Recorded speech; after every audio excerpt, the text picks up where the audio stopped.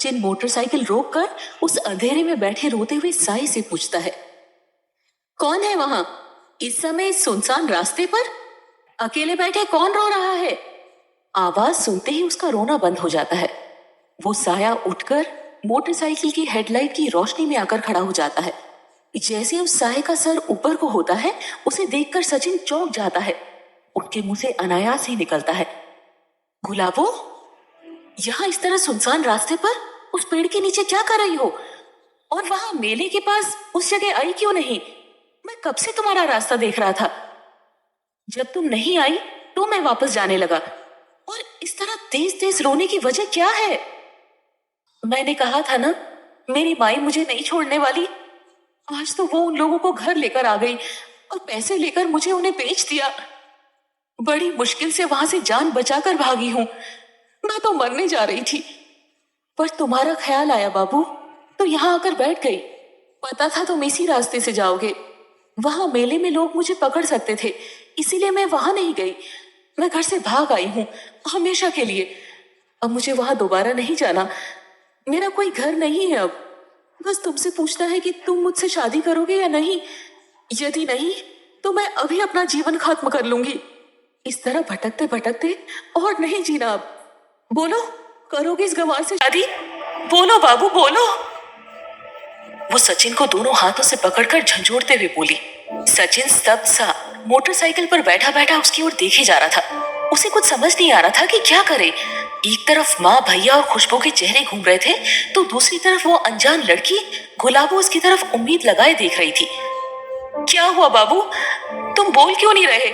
तुमने ही तो खुद सामने से कल बोला था कि मुझसे शादी करोगे। अब क्या हुआ? घर वालों के आगे झुक गए ना? अब मुझसे शादी नहीं करोगे ना? मुझे पता था, मेरी ऐसी हैसियत नहीं। एक गरीब अनाथ गंवार लड़की को भला कौन पूछता है? मुझे तुम्हारा जवाब मिल गया बाबू। तुम खुश रहो अपनी दुनिया में, लेकिन मैं अब ये दुनिया छोड़कर जा रही हूँ। इतना कहते ही वो लड़की झाड़ियों में भाग जाती है। उसे इस तरह भागते देख सचिन मोटरसाइकिल वहीं खड़ी कर उसके पीछे उसे आवाज देता हुआ झाड़ियों में भागता है। वहां बने कुएं में जैसे ही वो लड़की गुलाबो कूदने को होती है, तभी पीछे से सचिन उसका हाथ पकड़कर अपनी ओर खींच लेता है। ये क्या पागलपन है गुलाबो? मेरी बात सुने बिना ही वहां से भागी चली आई? मुझ पर भरोसा नहीं है क्या?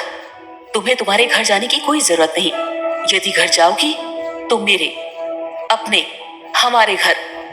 आज से तुमको उस घर की बहू का दर्जा देता हूँ। मैं तुमसे शादी करने को तैयार हूँ। अब चाहे जो हो जाए, मैंने फैसला ले लिया है। बस तुम मरने का ख्याल दिल से निकाल दो। चलो मेरे साथ। सचिन उसका हाथ पकड़कर उसे अपने साथ ले जाने लगता है। लेकिन बाबू सुनो तो, मैं बिना शादी किए तुम्हारे घर नहीं जा सकती। गुलाबो उससे हाथ छुड़ाते हुए बोलती है। क्यों? तुम अभी मेरे साथ घर चलो। हम घर में सबको बताकर सबका आशीर्वाद लेकर कल मंदिर में शादी कर लेंगे। सचिन गुलाबो से बोला। नहीं, ऐसा नहीं हो सकता। क्या मतलब? सचिन ने हैरान होकर पूछा।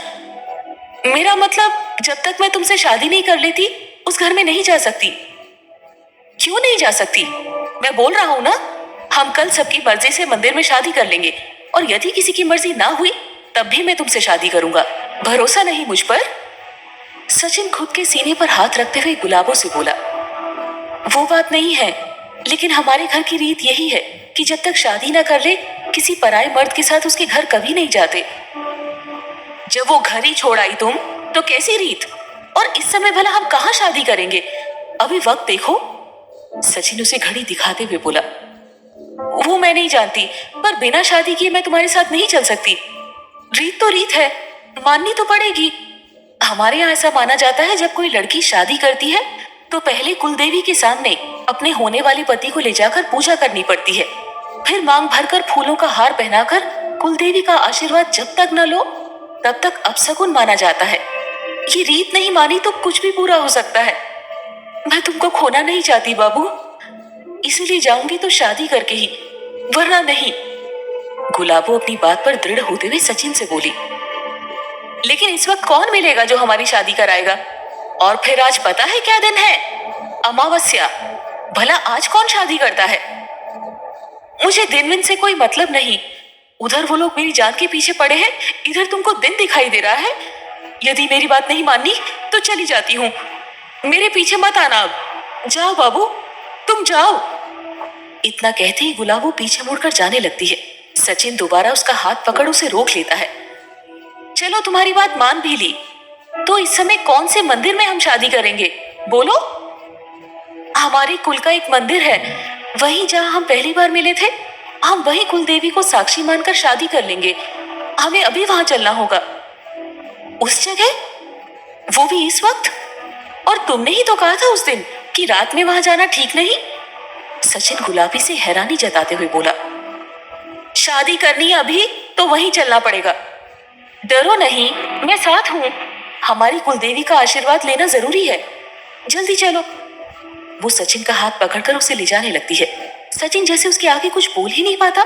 इतनी जल्दी ये सब कुछ हो रहा है, उसे कुछ समझ नहीं आता। बस वो उस लड़की गुलाबो की बातों में खोता चला जाता है और उसके पीछे पीछे चल देता है। वो जगह तो यहाँ से बहुत दूर है, हम इस वक्त कैसे वहां जा सकते हैं? सचिन गुलाबो से सवाल करता है। उसकी बात सुन गुलाबो जवाब देती है।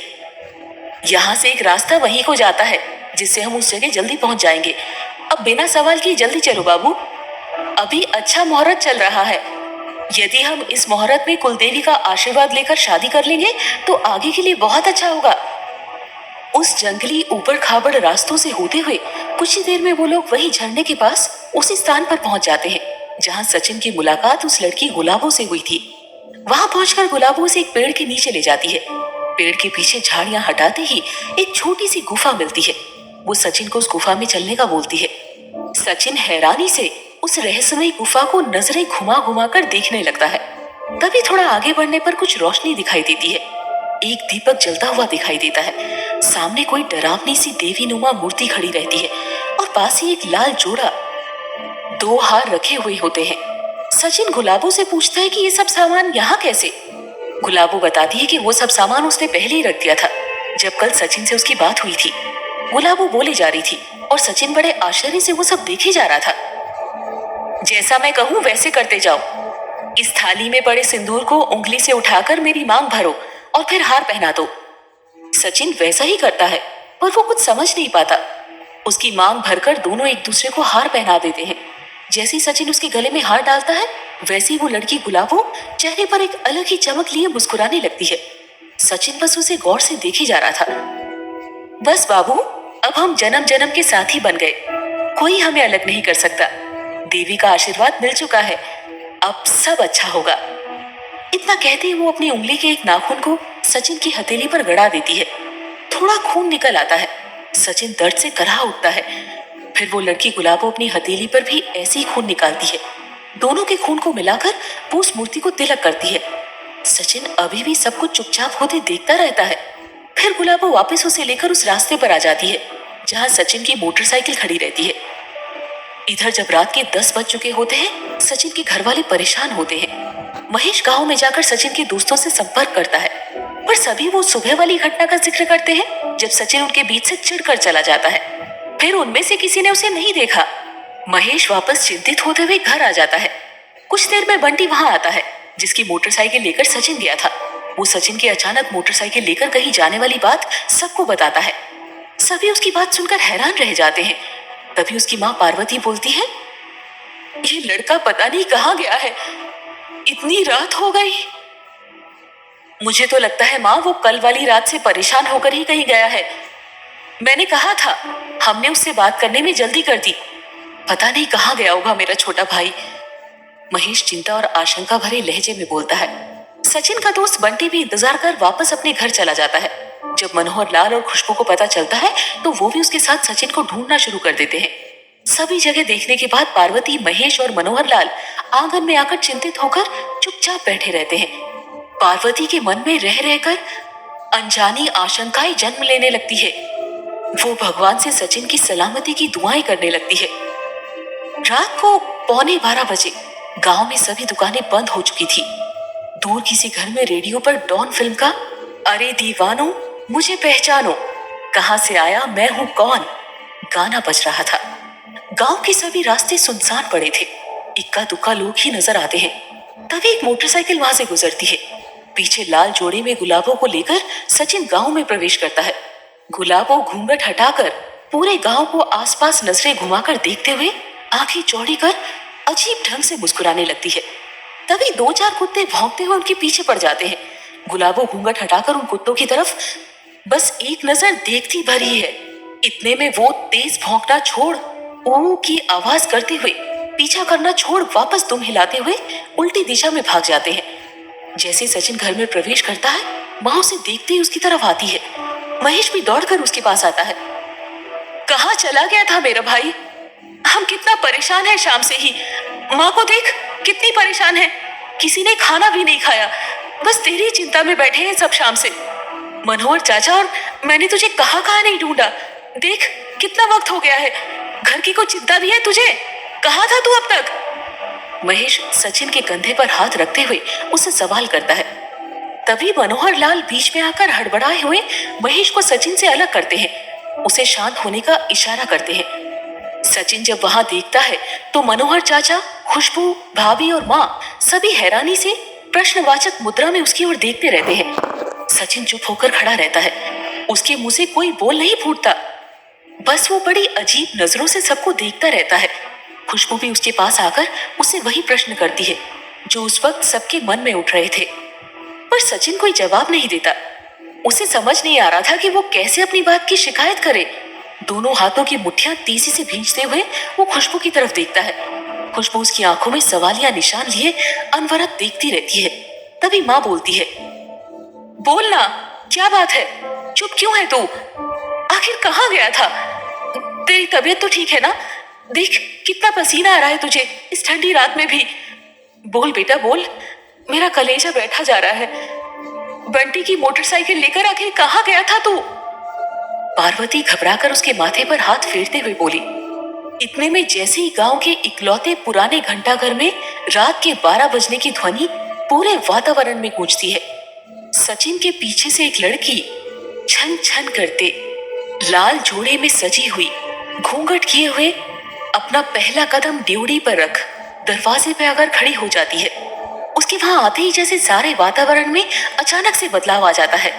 साए साए कर हवा भी अपनी तेजी दिखाने लगती है, जिसके असर से पास में जलती हुई लालटेन भी बार बार छप छप करने लगती है। वही आंगन में बंधे हुए बैल अचानक से सफेद आंखें फाड़ते हुए गर्दन ऊंची कर बेचैनी से पीछे की तरफ सरकने लगते हैं, जैसे वो खूंटा उखाड़कर वहां से भाग जाना चाहते हों। ये सब देखकर सभी और हैरान हो जाते हैं। किसी की समझ में कुछ नहीं आता कि आखिर अचानक ही सब क्या होने लगा। वातावरण जो अब तक शांत था वो इतना अशांत कैसे हो गया?